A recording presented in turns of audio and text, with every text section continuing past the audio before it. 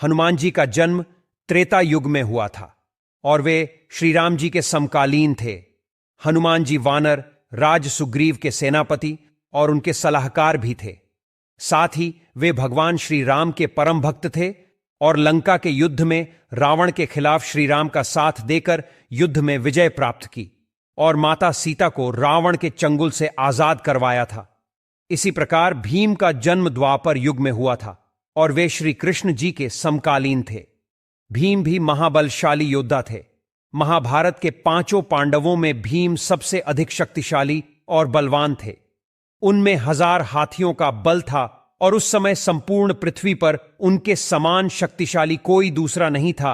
उन्होंने अच्छे अच्छे महाबलियों को युद्ध में धूल चटाई थी, चाहे जरासंध हो या किचक। हनुमान जी और भीम दोनों को ही पवन पुत्र कहा जाता है।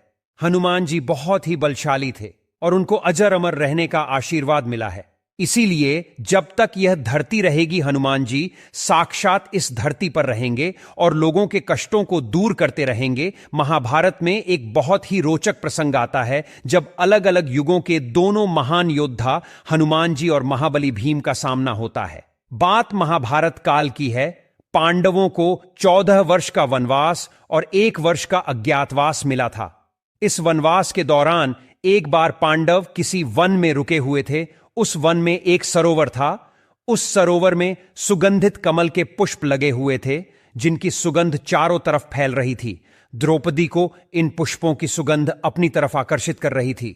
द्रौपदी ने भीम को पुष्प कमल लाने के लिए कहा और भीम निकल लिए सुगंधित पुष्प कमल की तलाश में। तभी रास्ते में उन्हें एक वृद्ध वानर मिला जो लेटा हुआ था और उसकी पूंछ रास्ते के बीच में फैली हुई थी। रास्ते में वानर की पूंछ फैली होने से भीम आगे नहीं जा सकते थे, क्योंकि किसी भी जीव के लेटे होने पर उसके अथवा उसके शरीर के किसी भी अंग के ऊपर से जाना अमर्यादित आचरण माना जाता है।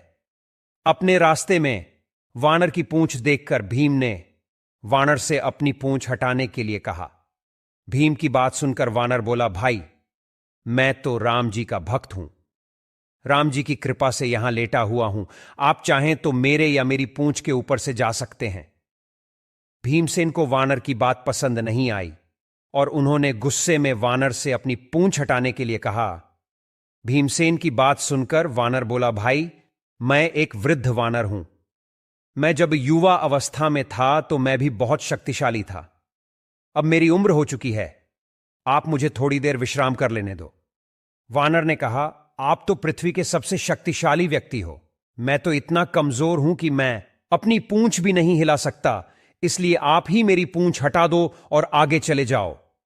भीमसेन ने बार बार वानर से कभी विनती के रूप में तो कभी नाराजगी से अपनी पूंछ हटाने के लिए कहा और वानर ने भी बार बार यही उत्तर दिया।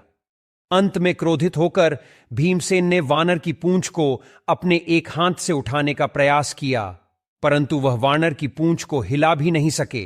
भीमसेन ने फिर अपने दोनों हाथों से वानर की पूंछ को हटाने का प्रयास किया, परंतु वो वानर की पूंछ टस से मस नहीं कर सके।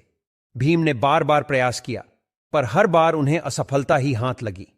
भीमसेन को अब समझ में आने लगा कि यह कोई साधारण वानर नहीं है, अपितु कोई देव पुरुष है जो भीम की परीक्षा ले रहे हैं। भीम ने दोनों हाथ जोड़कर अपनी गलती स्वीकार करते हुए वानर से उनका परिचय पूछा।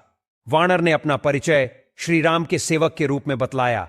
वानर की इतनी बात सुनकर भीमसेन समझ गए कि ये कोई और नहीं अपितु साक्षात हनुमान जी ही हैं। भीमसेन ने हनुमान जी को प्रणाम करते हुए कहा, मुझे क्षमा करें हनुमान जी, मुझे अपनी शक्ति का झूठा अभिमान हो गया था। आपने मेरे अभिमान को तोड़ने के लिए यह लीला रची है। कृपा कर आप मुझे अपने असली रूप में दर्शन दें। भीम की बात सुनकर हनुमान जी ने अपने असली रूप में आकर अपना पर्वताकार विशाल रूप दिखलाया। हनुमान जी ने भीमसेन से कहा, हम दोनों ही पवन देव के पुत्र हैं, इसीलिए तुम मेरे छोटे भाई भी हो। यही कारण है कि मैं तुम्हें बार बार भाई कहकर संबोधित कर रहा था। इतना कहकर हनुमान जी ने भीमसेन को अपने गले लगा लिया। हनुमान जी के गले लगकर भीम को लगा मानो उनके शरीर में अथाह शक्ति का संचार हो गया हो। भीम ने हनुमान जी से आग्रह किया कि वह कौरवों के साथ होने वाले युद्ध में पांडवों का साथ दें, जिस पर हनुमान जी ने कहा, जिस युग से मैं हूं वह युग दूसरा था। उसमें मैंने अपने प्रभु श्री राम के लिए कई युद्ध किए थे। अब यह युग दूसरा है। यहां मेरा युद्ध करना सही नहीं है, इसीलिए मैं युद्ध में शामिल नहीं हो सकता। परंतु युद्ध में पांडवों के रथ की ध्वजा पर मेरा वास होगा। इस प्रकार हनुमान जी महाभारत के युद्ध में हमेशा श्री कृष्ण के रथ की ध्वजा पर विराजित रहे और अर्जुन के रथ की रक्षा करते रहे।